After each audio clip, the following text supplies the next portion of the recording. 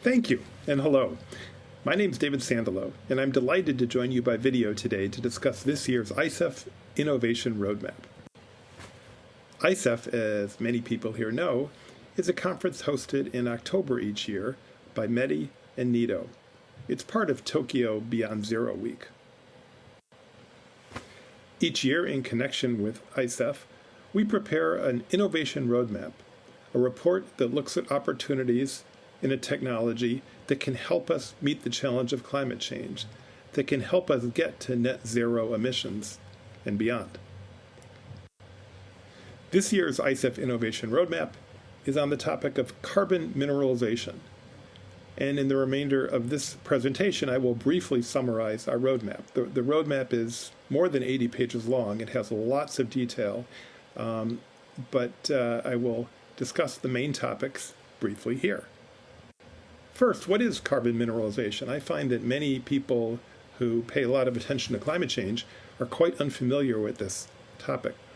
Carbon mineralization is a process in which CO2 becomes bound in rocks as a solid mineral. It happens naturally, but at a slow rate, as certain rocks are exposed to carbon dioxide. And this natural process permanently removes about 0.3 gigatons of carbon dioxide from the atmosphere each year. The co-authors of this report believe that carbon mineralization can help fight climate change. It can help remove many gigatons of CO2 from the atmosphere each year, as I'll discuss. And there are a number of different ways that this can happen. I'll just summarize a few of them. One is with an underground injection process, and you see the picture here, and CO2 gases or fluids that contain CO2, such as water, can be pumped underground into rocks of a certain type that will capture carbon dioxide and permanently remove the carbon dioxide from the atmosphere. Another method is using crushed rock. This is sometimes called enhanced rock weathering. Crushed rock can remove CO2 from the atmosphere with this natural reaction when spread out over vast fields. It can also have big benefits in terms of agricultural productivity. Another way in which carbon mineralization can help fight climate change is by putting mining and industrial waste to work for that purpose. Many mining and industrial wastes are made up of rocks that will naturally sequester carbon dioxide when exposed to the atmosphere or when exposed in a more intense way to carbon dioxide. There are many opportunities here in the iron and steel industry, in coal power generation, and in fertilizer production. And the largest opportunities here are in China, then India, but there are opportunities all over the world in this area.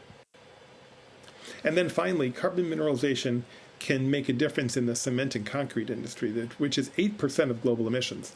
But mineralization processes, which are sometimes known as carbonation here, can reduce these emissions and offer important opportunities for the cement and concrete industries to become net zero. A key point, carbon mineralization resources are spread out all over the world. And here's a map that shows them. They're really on every continent, in many different places, in many different countries. Our report offers a number of findings and recommendations for policymakers. First, we believe carbon mineralization has the potential to permanently remove and sequester many gigatons of carbon dioxide from the atmosphere each year. We estimate that this process could remove 1 gigaton of CO2 per year by 2035 and up to 10 gigatons per year by 2050. That could make a material difference in helping to fight climate change. As a strategy for fighting climate change, carbon mineralization has many strengths. First, the resources for carbon mineralization are effectively unlimited and spread out all over the world, as I just showed on that map.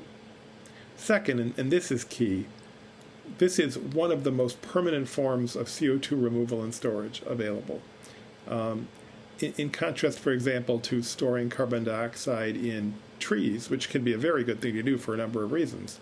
When carbon dioxide is sequestered in rocks, it is almost impossible, or very difficult in any event, for that carbon dioxide to be released from the rocks. A third key point, the chemical reactions that mineralize carbon dioxide do not require energy inputs. This happens naturally. And then the costs appear to be reasonable and could likely be reduced. There are some challenges that are important. First, this process, as I've said, happens very slowly. The commercial value of products made with carbon mineralization, they're generally pretty low. And this is critical, this process receives almost no support or recognition in climate change policies around the world. This really is it's almost not on the radar screen of climate change policymakers. So we offer a number of recommendations. The first is that governments and companies should invest in research and development on carbon mineralization. They should immediately launch dozens of new pilot projects around the world to better understand how we can use this natural process to help fight climate change. And significantly, NITO is already doing this. It has an excellent project in this area, looking at in the cement concrete industry, and we think there's a lot more opportunity here and in related topics in carbon mineralization. Our second recommendation is that policymakers should add carbon mineralization to the portfolio of climate change mitigation options. This topic needs more attention from climate change policymakers. They could provide incentives, including recognizing carbon mineralization as a compliance option in emissions trading programs, streamline regulatory processes for projects, and then launch initiatives under the Clean Energy Ministerial and other international fora. A third recommendation, mining companies and manufacturers should seek opportunities for carbon mineralization in their exploration and production activities. Mining companies and some manufacturers have the opportunity to become carbon neutral or even carbon negative using this fundamental natural process. So in conclusion, carbon mineralization is a process in which carbon dioxide becomes bound in rocks as a solid mineral. It can help remove many gigatons of CO2 from the atmosphere each year. The next step is launching dozens of pilot projects worldwide, and policy and corporate leadership are essential. If you'd like to know more, please come to our release event at the Japanese Pavilion in COP26 on Tuesday, November 9th from 3 to 4:30 p.m. Thanks to Medi and NITO for the support of this work. Thanks to all of you for listening. Look forward to seeing you in Glasgow in the week ahead. All the best.